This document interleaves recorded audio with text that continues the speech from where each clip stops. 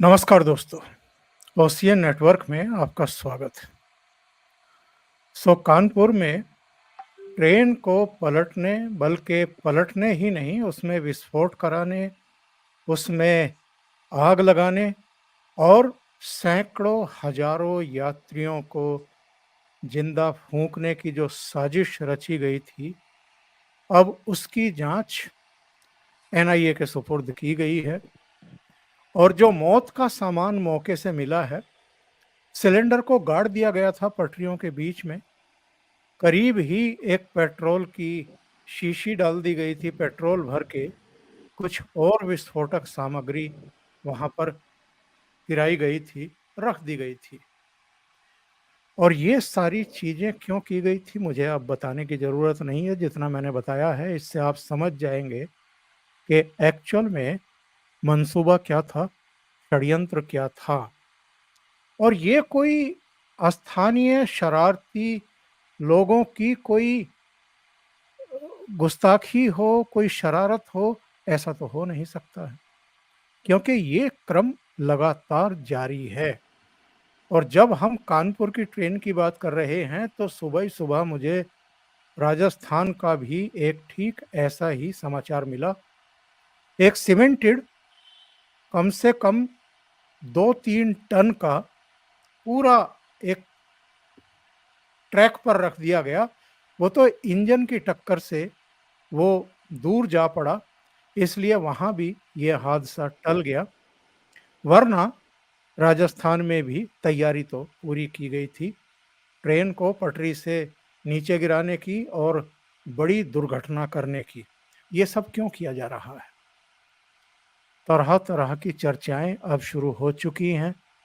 चर्चाएं तो यहाँ तक हैं कि जैसे जैसे मोदी सरकार मजबूत कदम उठा रही है कुछ मुद्दों को लेकर के, और एक मौलाना ने तो ये बेशर्मी दिखाई है, ये बयान देने की बेशर्मी दिखाई है कि ये जो बुलडोजर चल रहा है ये इसका जवाब है।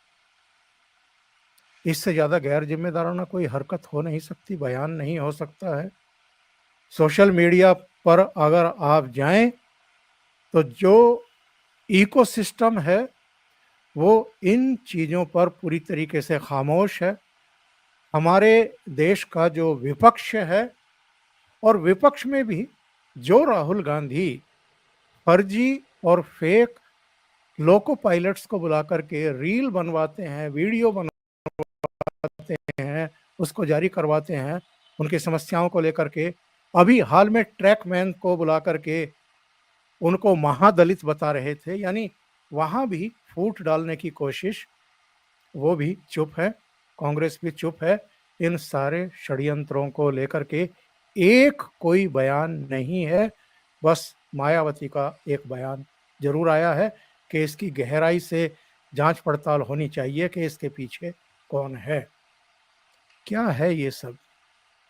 सीधे जुड़ लेते हैं प्रयागराज से मेरे साथ वरिष्ठ पत्रकार और आपके चिर परिचित अनुपम मिश्रा जुड़ रहे हैं। अनुपम जी, बहुत स्वागत है आपका। नमस्कार। नमस्कार सर।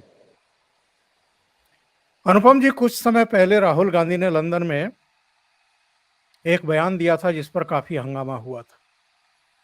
तब उन्होंने कहा था कि भारत में लोकतंत्र नहीं है, न्यायपालिका स्वतंत्र नहीं है, मीडिया दबाव में काम कर रहा है, हमें पार्लियामेंट में बोलने नहीं दिया जाता है।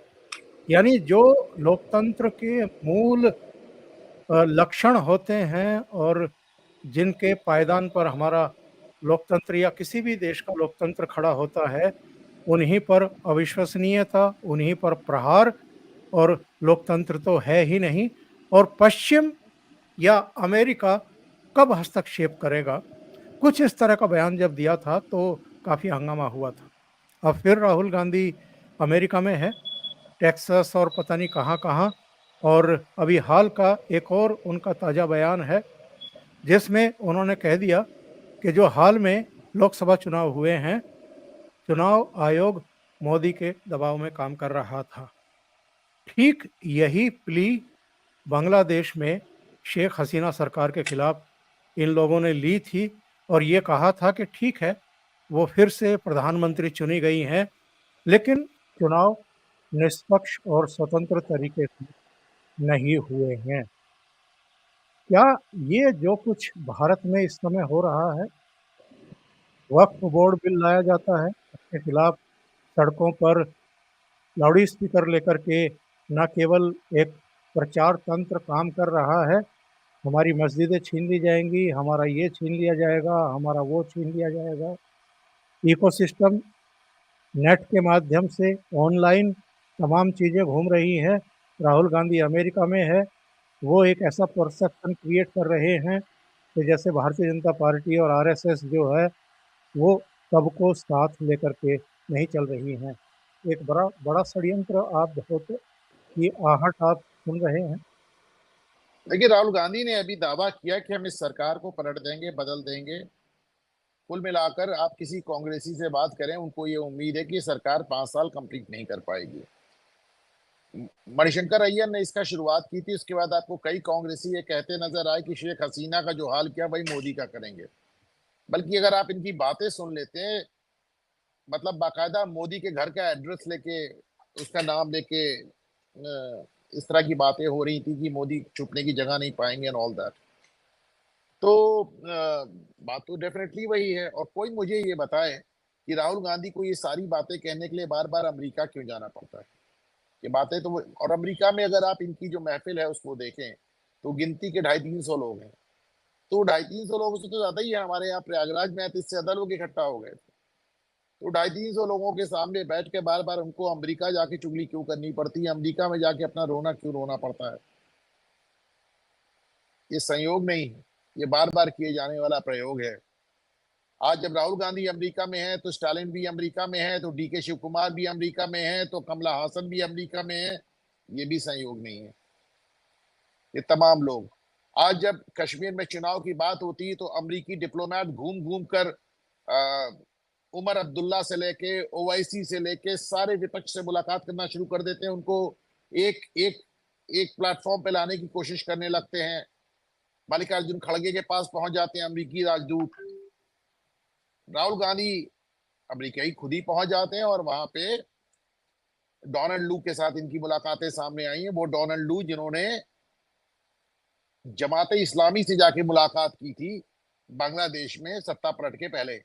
वो डोनाल्ड लू जो पिछले चुनाव में हमारे यहाँ चले आए थे, सीधे तमिलनाडु पहुंच गए थे और भारतीय सिक्योरिटी एजेंसीज परेशान हो गई थी। खुलेआम हमारे चुनाव में दखलंदाजी है, लेकिन दखलंदाजी करने के लिए अमेरिका को यहाँ नहीं आना पड़ता है, राहुल गांधी ही अमेरिका पहुंच जाते हैं। एक बहुत बड़ा सवाल जो राहुल गांधी से, एक चीज और अमेरिका में आपको नजर आए, मैं बताता हूँ आपको, लेकिन उससे पहले समझें कि राहुल गांधी से एक बहुत बड़ा सवाल ये है कि साहब, कोई आदमी 4 साल में 250 बार कैसे जा सकता है बाहर? कोई आदमी महीने में 5 बार विदेश कैसे जा सकता है? महीने में 5 बार तो इंटरनेशनल एयरलाइंस के जो पायलट होते हैं उनकी ड्यूटी नहीं लगती विदेश जाने की, उनको भी रेस्ट दिया जाता है।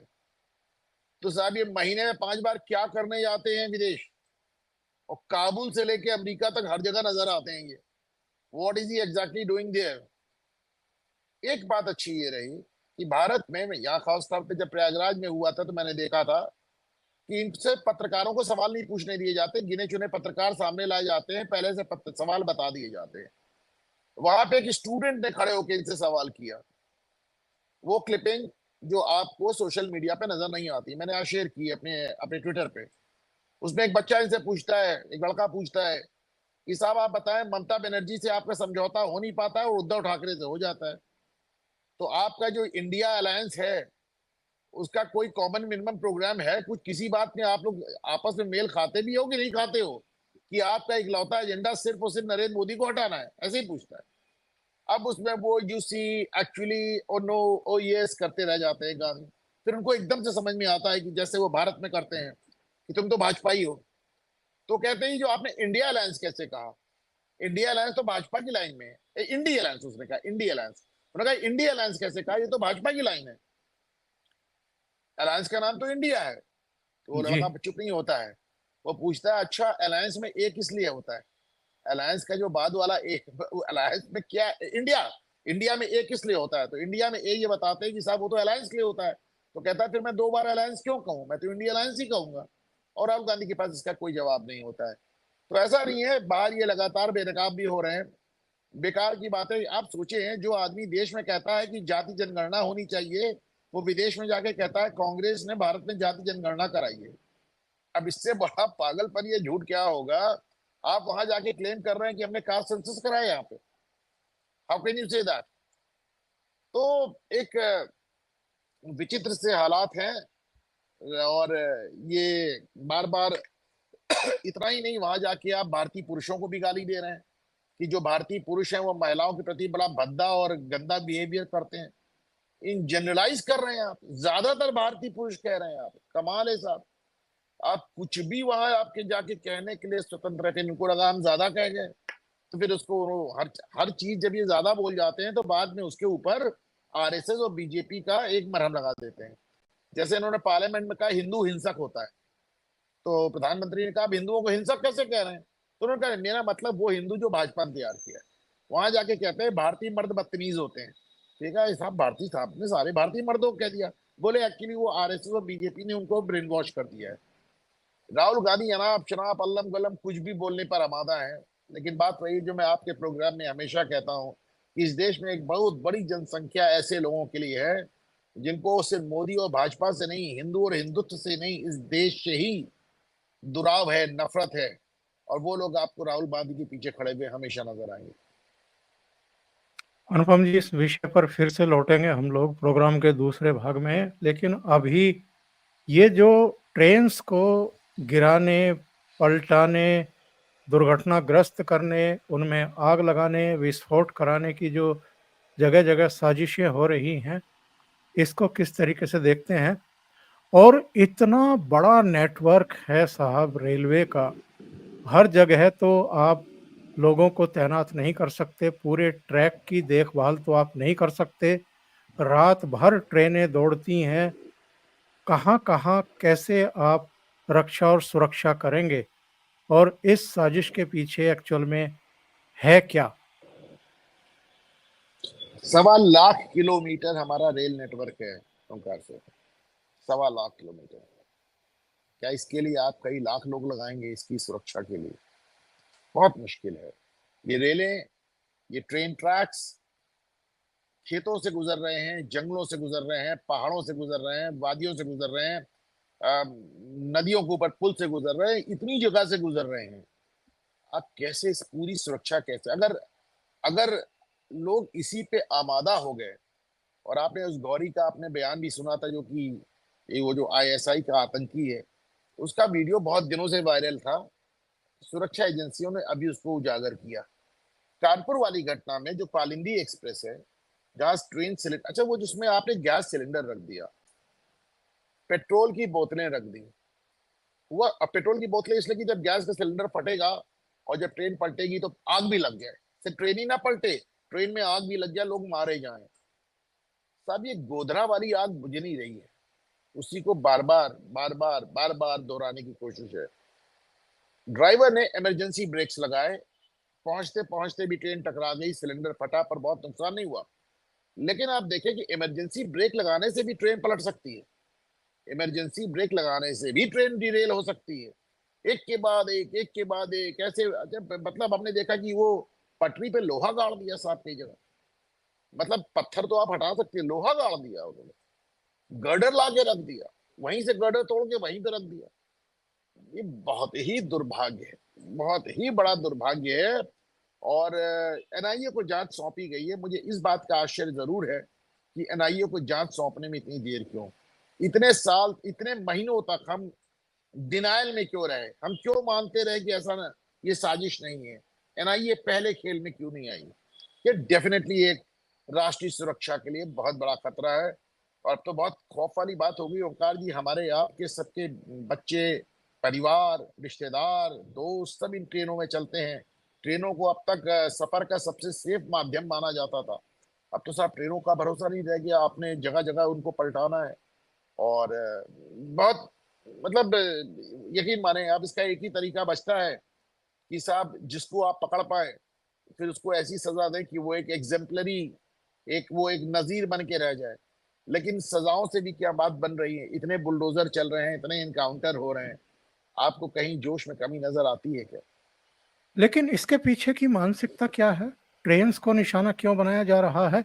और मैं लगातार इस बात को ऑब्जर्व कर रहा हूँ, आप भी कर रहे होंगे क्योंकि सोशल मीडिया पर बहुत सक्रिय रहते हैं आप। कांग्रेस के ट्विटर हैंडल से रेल मंत्री को लगातार अपमानित किया जाता है, रील मंत्री कह करके।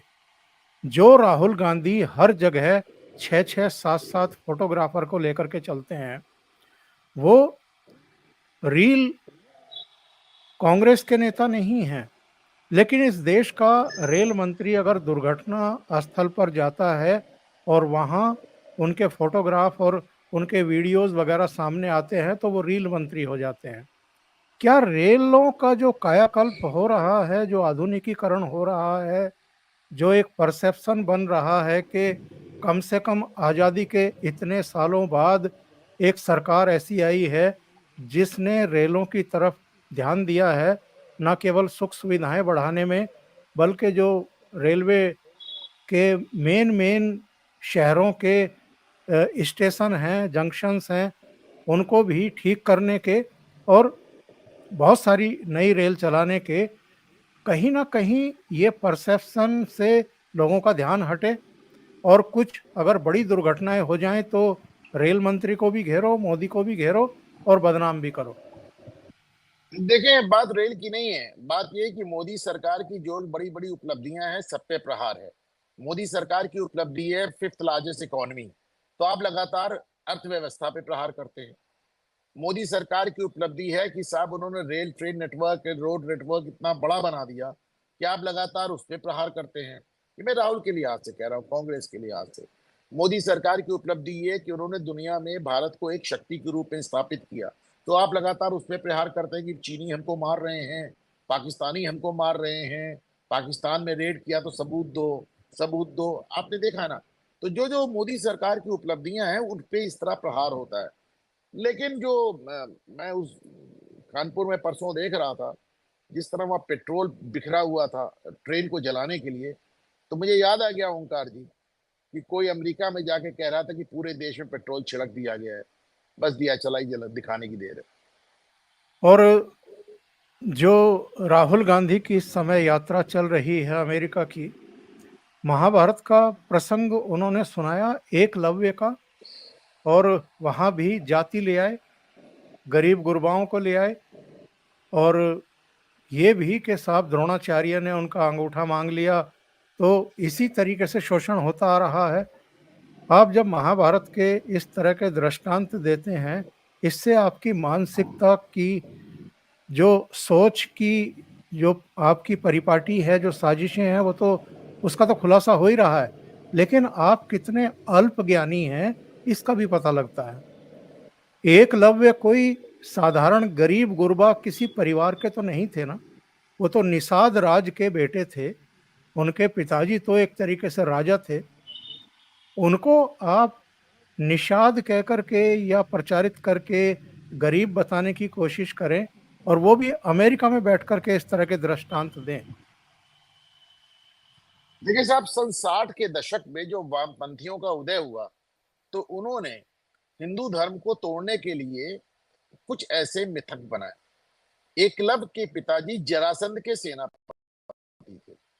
वो अपने आप में एक वैसल किंगडम भी था, अपने आप में राज भी था उनका। एकलव्य एक राजकुमार था और फाइनली वो श्री कृष्ण से युद्ध करता हुआ मारा गया, जरासंध की सेना से लड़ता हुआ था। एकलव्य के पिताजी जरासंध के सेनापति थे। मतलब कमाल की बात करते हैं लोग। इसी तरह कर्ण को, ये जो वामपंथी लेखक थे, इन्होंने दो आइकन बनाए, एक एकलव्य और एक कर्ण। उसको सूत पुत्र कह के, उसको निषाद पुत्र करके, उसको भील कह के, निषाद पुत्र नहीं भील कह के, पहले भील कह। तो जबकि कर्ण को भी हम जानते हैं कि साहब वो अंग प्रदेश का राजा था, उसको दुर्योधन ने बनाया था। और भी ढेर सारी कहानियां, जैसे कर्ण को ग्लोरीफाई किया गया। मेरी बहुत पसंदीदा किताब भी है और मेरे बड़े पसंदीदा लेखक भी हैं रश्मि रथी, रामधारी सिंह दिनकर जी। लेकिन मैं मानता हूं कि रामधारी सिंह दिनकर उसी वामपंथी लेखकों का समूह के अगुआ थे जिन्होंने इस तरह की धारणाएं बनाई। मेरा दावा है कि इस देश में 1% लोगों ने भी ओरिजिनल महाभारत ठीक से पढ़ी नहीं है। अगर आप पढ़ेंगे, जैसे हमें हमेशा बताया गया कि कर्ण बहुत बड़ा पराक्रमी था, अर्जुन कमजोर था, छल बल से जीत रहा था। हकीकत यह है कि कितने मुद्दे जाते हैं जहां पे आपको कर्ण नजर आता है।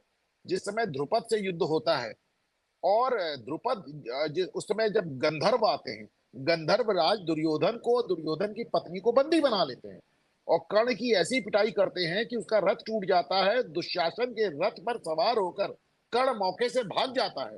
फिर अर्जुन आके गंधर्व राज को पराजित करके दुर्योधन और उसकी पत्नी को छुड़ाते हैं। ये तब देखिए कर्ण को वीर बताया गया है और दोस्ती की मिसाल बताया गया है। एक युद्ध से सब खुल जाता है। पहली बात, उसने जिस युद्ध से पराजित होकर दुशासन के रथ में बैठ के वो भागा, उसी युद्ध को अर्जुन ने जीता। दूसरे, वो अपने मित्र दुर्योधन को कैद में छोड़कर भागा, उसको आकर अर्जुन ने बचाया। इन तमाम चीजों के बावजूद कुछ रोमांटिसाइजिंग होती है और वो रश्मि रति के माध्यम से बहुत ज्यादा किया रामधारी सिंह दिनकर ने। तो 60 और 70 के दशक में खास तौर से हमारे वामपंथी जो राइटर्स थे, हिंदू धर्म में दरार डालने के लिए उन्होंने एक भील और एक सुतपुत्र कह के कर्ण और एकलव्य नामक दो आइकन पैदा किए। दो आइकन उन्होंने पैदा किए और इन्हीं दोनों आइकन्स का बहुत ज्यादा दुरुपयोग आज तक होता रहा है ओमकार जी। और ये जो राहुल गांधी ने एक बयान दिया है कि राहुल मैं गांधी तो मोदी, महाभारत लिख नहीं सकते। राहुल गांधी से अगर कह दिया जाए कि तुम महाभारत की स्पेलिंग नहीं बता सकते, वो क्या राहुल गांधी बोलते हैं। उनको तो जो किसी ने रटा दिया वो आके बोल देते हैं और उनका अपना ओरिजिनल कोई थॉट ही नहीं है। वो केजरीवाल कह रहा है कि हम फ्री में दे देंगे, क्या हम फ्री में देंगे? तो किसी ने कह दिया हम ओल्ड पेंशन स्कीम देंगे, क्या हम ओल्ड पेंशन स्कीम दे देंगे? तो तेजस्वी यादव ने कहा जाति जनगणना कराओ, तो हम जाति जनगणना कराएंगे। किसी ने एकलव्य समझा दिया तो एकलव्य आके बोलने लगे। कोई अपना ओरिजिनल थॉट ही नहीं है। इस देश में दो नेताओं का कोई ओरिजिनल थॉट नहीं है, राहुल गांधी और अखिलेश यादव। तो उनके लिए वो योगेंद्र यादव और जयराम रमेश लिख देते हैं, इनके लिए लक्ष्मण यादव लिख देते हैं और ये आके बोलने लगते। नहीं नहीं, मैं ये कह रहा था कि राहुल गांधी जो कह रहे हैं कि मैं मोदी से हेट नहीं करता हूं, नफरत नहीं करता हूं, इस पर आप हंसेंगे या कोई टिप्पणी नहीं भी उन्होंने करेंगे? नहीं नहीं उन्होंने नफरत ये नहीं कहा। उन्होंने कहा कि मुझे मोदी पे तरस आता है, मेरी मोदी के साथ सहानुभूति है। कोई पूछे किस बात की सहानुभूति? इस बात की सहानुभूति कि लगातार तीसरी बार तुमको 100 सीट नहीं पहुंचने दिया, लगातार तीसरी बार तुमको सत्ता से बाहर रखा कांग्रेस को, इसलिए कि कांग्रेस के जीवन की पहली सबसे बड़ी हार, दूसरी सबसे बड़ी हार और तीसरी सबसे बड़ी हार मोदी के हाथों हुई। इसलिए कि उनके उनके राज में आप माँ बेटे दोनों जमानत पे हैं, इसलिए कि आपके ऊपर जेल जाने का खतरा मंडरा रहा है, इसलिए कि मोदी के सामने तुम 56 से 60 चुनाव हार चुके हो। किस बात पे सहानुभूति है?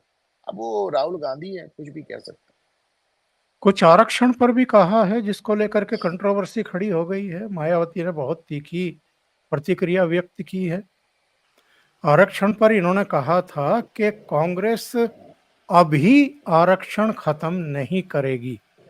इस पर मायावती ने कहा है कि केंद्र में काफी लंबे समय तक सत्ता में रहते हुए कांग्रेस पार्टी की सरकार ने ओबीसी आरक्षण को लागू नहीं किया और ना ही देश में जातीय जनगणना कराने वाली ये पार्टी अब इसकी आड़ में सत्ता में आने के सपने देख रही है। इनके इस नाटक से सचेत रहें, जो आगे कभी भी जातीय जनगणना नहीं करा पाएगी। मायावती ने यह भी कहा कि अब कांग्रेस पार्टी के सर्वे सर्वा राहुल गांधी के इस नाटक से भी सतर्क रहें, जिसमें उन्होंने विदेश में कहा है कि भारत जब बेहतर स्थिति में होगा तो हम एससी, एसटी, ओबीसी का आरक्षण खत्म कर देंगे।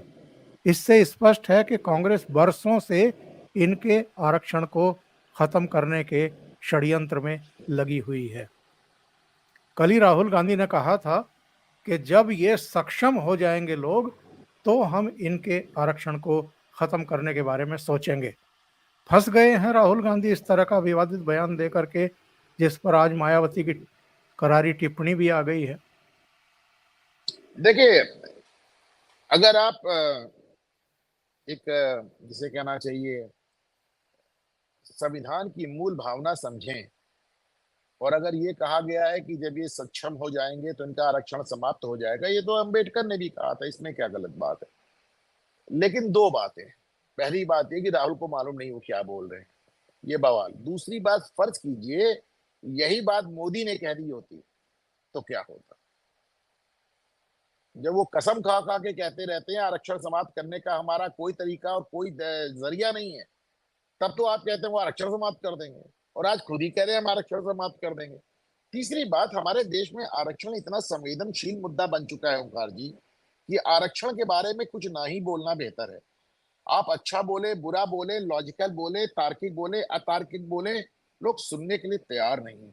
ऐसे में राहुल गांधी अगर कुछ कह के बैठे हैं तो फिर मैंने तो पढ़ा नहीं है, आप बता रहे हैं, तो मैं ये सिर्फ यही कह सकता हूं कि अगर बीजेपी आईटी टीम अभी तक उसको ठीक से उठा नहीं पाई है और मेरे जैसे लोग उसको देख नहीं पाए हैं, तो ये फिर इनका दूसरा निकम्मापन है। मैं इंडिया टुडे में जो कुछ छपा है वो एक बार दिखा देता हूँ, और मायावती के जो ट्वीट आए हैं वो भी मैं शो कर देता हूँ स्क्रीन शेयर करके। आज तक पर है ये हेडलाइन, इनके नाटक से सतर्क रहने की जरूरत, राहुल गांधी के आरक्षण खत्म करने वाले बयान पर भड़की मायावती। बसपा सुप्रीमो ने सिलसिलेवार कई पोस्ट कर कांग्रेस और राहुल गांधी को आड़ो हाथों लिया है। मायावती ने कहा कि केंद्र में काफी लंबे समय तक सत्ता में रहते हुए कांग्रेस पार्टी की सरकार ने ओबीसी आरक्षण लागू नहीं किया, और ना ही देश में जातीय जनगणना कराने वाली ये पार्टी अब इसकी आड़ में सत्ता में आने के सपने देख रही है। मैं नीचे जाता हूं और राहुल गांधी ने एक्चुअल में क्या कहा है वो मैं दर्शकों को बता देता हूं। लोकसभा में नेता प्रतिपक्ष राहुल गांधी ने अमेरिका में जॉर्ज टाउन यूनिवर्सिटी में छात्रों के सवालों का जवाब देते हुए आरक्षण को लेकर के बड़ा बयान दिया था। उनसे जब ये पूछा गया कि जाति के आधार पर आरक्षण कब तक जारी रहेगा, इस पर उन्होंने कहा कि कांग्रेस आरक्षण खत्म करने के बारे में तब सोचेगी जब देश में निष्पक्षता होगी। फिलहाल देश में ऐसी स्थितियां नहीं हैं। उन्होंने कहा था कि जब आप वित्तीय आंकड़े देखते हैं तो पता चलता है आदिवासियों को 100 रुपए में से 10 पैसे मिलते हैं, दलितों को 100 रुपए में से 5 रुपए मिलते हैं, ओबीसी को लगभग इतनी ही धनराशि मिलती है। लेकिन वास्तविकता ये है कि उन्हें भागीदारी नहीं मिल रही। समस्या ये है कि देश के 90% लोगों को समान अवसर नहीं मिल रहा। देश के हर एक बिजनेस लीडर की सूची भी देखें, मुझे आदिवासी दलित का नाम दिखाएं, मुझे ओबीसी का नाम दिखाएं, मुझे लगता है कि शीर्ष 200 में से एक ओबीसी है।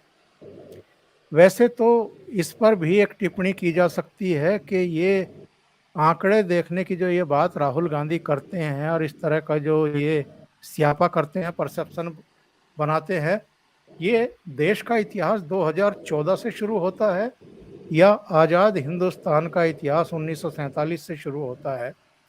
और अगर ओबीसी, दलित, पिछड़े, जिनको एससी एसटी ये कहते हैं, जब कांग्रेस की 58 साल तक सरकारें थी तब इन्होंने क्या किया था इनको ऊपर लाने के लिए, उद्योगपति बनाने के लिए या संपन्न बनाने के लिए, या 2014 के बाद का ही सारा कुछ देखेंगे? देखें, राहुल गांधी का बैगेज बहुत लंबा है। मोतीलाल नेहरू से लेकर सोनिया गांधी तक उन्हें वैसे तो हर बात का जवाब देना है, कांग्रेस रिजीम में क्या क्या हुआ उन्हें सब जवाब देना है। लेकिन जो सबसे बड़ा वो 10 साल का पीरियड जब मनमोहन सिंह प्रधानमंत्री थे और राहुल गांधी सुपर पीएम थे, वो मनमोहन सिंह के अध्यादेशों को लाकर पब्लिक में प्रेस कॉन्फ्रेंस में फाड़ दिया करते थे। पीएमओ में हम लोग को बताया जाता था कि राहुल गांधी इकलौते शख्स हैं जो प्रधानमंत्री के कार्यालय में उनके कमरे में बिना समय लिए, बिना अपॉइंटमेंट के, बिना पूछे दरवाजा खोल के घुस जाते। तो दिक्कत ये कि वो कभी उन्होंने कोई जिम्मेदारी तो ली नहीं, तो वो हर जिम्मेदारी, अच्छा ज्यादा कहेंगे तो हर चीज को कह दे। क्या साहब वो कांग्रेस ने मंडल आयोग को विरोध किया था, क्या गलत किया था? क्या साहब कांग्रेस ने वो सिखों का नरसंहार किया था, नहीं होना चाहिए? जाइए, मैं तो था ही नहीं, मैं तो बहुत छोटा था। 10 साल में मनमोहन सिंह के बारे में अगर आप कुछ पूछेंगे तो कहेंगे मनमोहन सिंह से पूछो। राहुल गांधी एक अराजकता की चरम पे है। जहां उन्होंने खुद कभी कोई जिम्मेदारी नहीं ली, जिसने भी जिम्मेदारी ली उसके ऊपर प्रहार किया। मोदी तो छोड़िए साहब, इन्होंने तो अपना प्रधानमंत्री नहीं बख्शा, अपने प्रधानमंत्री का अध्यादेश लाकर सड़क पे फाड़ दिया। राहुल गांधी खुद कोई काम करने के लायक वो अपने आप को पाते नहीं। उसके बाद जिसको आदमी को महीने में 5 बार विदेश भी जाना है, इनकी पार्लियामेंट अटेंडेंस आप उठा के देखें साहब, इनकी पहले 15% पार्लियामेंट अटेंडेंस हुआ करती थी। किसी चीज पे इनको कोई जानकारी नहीं है। किसी कभी गले लग जाएंगे, कभी आंख मारने लगेंगे, कभी बस क्या, कभी फ्लाइंग किस देने लगेंगे। एक ये जो जेलेंस्की टाइप इन्होंने अपना एटीट्यूड बनाया है, तो मुझे समझ में नहीं आता। लेकिन बार बार मुझे यही लगता है कि साहब, चूंकि मोदी ने आज अपने कद के बराबर किसी कोई नेता छोड़ा नहीं, कोई नेता उनके कंपैरिजन में है नहीं इस समय राष्ट्रीय स्तर पे, तो झक मार के लोग राहुल गांधी के पीछे साहब खड़े हो जाते हैं। वरना राहुल गांधी आज 20 साल 25 साल से राजनीति में है, वो अपना एक बिल बताएं, अपना एक सवाल बताएं और अपनी एक उपलब्धि बताएं। लीजिए, एक और विवादास्पद बयान आ गया है जिस पर भारतीय जनता पार्टी ने इनको कोर्ट में घसीटने की धमकी दे दी है, चेतावनी दे दी है। और ये मामला है सिखों से जुड़ा हुआ। चलिए इसको भी देख लेते हैं, एक टिप्पणी इस पर भी ले लेते हैं। ये इनका बयान है साहब, सिखों पर बयान देकर घिरे राहुल गांधी, बीजेपी ने दी कोर्ट में घसीटने की धमकी। और खबर ये आ रही है, अमेरिका के 3 दिवसीय दौरे पर गए कांग्रेस नेता राहुल गांधी ने भाजपा और आरएसएस पर हमला बोला, लेकिन सिखों पर दिए एक बयान को लेकर नया विवाद खड़ा हो गया है। राहुल गांधी ने वर्जीनिया में एक कार्यक्रम के दौरान सिखों के अधिकारों के बारे में बात की, जिससे भाजपा ने कड़ी आपत्ति जताई है और इस बयान को भारत में दोहराने की चुनौती दे डाली है। आरपी सिंह ने राहुल गांधी के बयान पर तीखी प्रतिक्रिया देते हुए कहा कि कांग्रेस के शासन के दौरान दिल्ली में 3000 सिखों का नरसंहार हुआ था। राहुल गांधी यह नहीं कहते यह सब कांग्रेस के शासनकाल में हुआ। मैं उन्हें चुनौती देता हूं कि वो अपने बयान को भारत में दोहराएं, तब उनके खिलाफ केस दर्ज करेंगे, उन्हें अदालत में घसीटेंगे। शिवराज सिंह चौहान ने भी आलोचना करते हुए कहा कि विपक्ष के नेता के नाते उनकी जिम्मेदारी देश की छवि को बनाए रखने की है। और इन्होंने कहा क्या है, राजीव गांधी ने वर्जीनिया में अपने भाषण में कहा, लड़ाई इस बात पर है कि क्या एक सिख को भारत में पगड़ी पहनने की अनुमति होगी, क्या वो गुरुद्वारे जा सकेगा। ये लड़ाई सिर्फ सिखों के लिए नहीं बल्कि सभी धर्मों के अधिकारों के लिए है। और उनके इसी बयान से भारतीय जनता पार्टी बेहद नाराज है। क्या मैसेज देना चाह रहे हैं अमेरिका में खड़े होकर के कि यहाँ सिखों को गुरुद्वारे में जाने की इजाज़त नहीं है, पगड़ी पहनने की इजाज़त नहीं है? किस तरह का ये झूठ है अनुपम जी? मतलब मैं एकदम निशब्द हूं, मैं क्या बोलूं। आप बताएं, आप अनुमति किसको क्या नहीं है। ये साउथ इंडिया में जाते हैं कि तो कहते हैं उत्तर भारतीय तुमको अपनी भाषा नहीं बोलने देंगे, क्या ऐसा है? ये कहते हैं उत्तर भारतीय तुम्हें अपने कपड़े नहीं पहनने देंगे, क्या ऐसा है? क्या उत्तर भारतीय तुम्हें अपना खाना नहीं खाने देंगे, क्या ऐसा है? ये जवानों के पास जाते हैं, फौजी जवानों के पास जाते हैं तो कहते हैं कि फौजी अफसर तुम्हारा शोषण कर रहे हैं, क्या ऐसा है? ये महिलाओं के, कश्मीरी महिलाओं के पास से मिलके आते हैं तो कहते हैं कि फौजी इनका बलात्कार कर रहे हैं, क्या ऐसा है? ये पिछड़ों के पास जाते हैं तो कहते हैं अगले तुम्हारा शोषण कर रहे हैं। ये दलितों के पास जाते हैं तो कहते हैं ब्राह्मण तुम्हारा शोषण कर रहे हैं। और अब इन्होंने एक नई चीज शुरू कर दिया कि सिखों का भी मुसलमानों के लिए कही रहे थे, पिछड़ों के लिए कही रहे थे, दलितों के लिए कही रहे थे, सैनिकों के लिए कही रहे थे। कश्मीर जाते हैं तो कहते हैं पूरा भारत तुम्हारा शोषण कर रहा है। कश्मीर जाते हैं तो कहते हैं पूरे भारतवासी तुम्हारे हाथ की रोटी छीन रहे हैं। और ये बहुत दिन से कह रहे हैं। उसी के बाद अब देखे कश्मीर में बिहारी मजदूरों की हत्या शुरू हो गई। अब इन्होंने ये बात कह दी कि सिखों को, भारत में लड़ाई इस बात की कि क्या एक सिख गुरुद्वारा जा सकता है, क्या एक सिख कड़ा पहन सकता है, क्या एक सिख पगड़ी पहन सकता है। ये निम्नतम स्तर की राजनीति है ओंकार जी, इसका कोई जवाब नहीं है।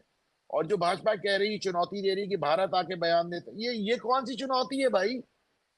आज की तारीख में ये कौन सी चुनौती है? जहां से भी बयान दिया वहां से मुकदमा करो, बिल्कुल। मुकदमा करो। दो संप्रदायों ऑन के बीच में नफरत भड़काने का मुकदमा करो उनके खिलाफ। और मैं देखता हूँ कहां से उनको मिलता है इसमें रिलीफ। ये तो सारी सामग्री ऑनलाइन है, विजुअल्स होंगे उसके। ये कौन सी आपका चुनौती है कि मेरे घर पे आके बोलो तब देखेंगे? सिर्फ एक जगह ये आपको कहा जा सकता है जब आप पार्लियामेंट में बोलते हैं, क्योंकि पार्लियामेंट में आप जो कुछ कहते हैं उसके चलते आपके ऊपर बाहर मुकदमा नहीं चल सकता। तो अक्सर लोग कहते हैं पार्लियामेंट के बाहर बोल के दिखाओ। अरे वो तो पार्लियामेंट के बाहर बोल रहा है, वो अमेरिका में बोल रहा है, क्या अब वर्जीनिया में बोल रहा है, क्यों उसमें क्यों नहीं मुकदमा हो सकता? बिल्कुल करिए। ये लगातार लगातार केरोसिन और पेट्रोल छिड़कते घूम रहे हैं, भारत के भीतर भी और भारत के बाहर भी। अब देखना ये है कि मोदी इतिहास सरकार गवाह है ओंकार जी, इतिहास गवाह है। केवल भारत की बात नहीं कर रहा हूं, पूरी देश नहीं पूरी दुनिया की बात कर रहा हूं। जब जब जिसने जो जो आग लगाई वो उसमें झुलस गया। पाकिस्तान ने तालिबान बनाया था, आज तालिबान पाकिस्तान के अस्तित्व के लिए खतरा हो गया। राजीव गांधी ने एलटीटी बनाई थी, इंदिरा गांधी ने खालिस्तानी बनाए थे, अमेरिका ने तालिबान बनाया था। देखिए तालिबान ने अमेरिका का क्या हाल किया, 9/11 देखिए।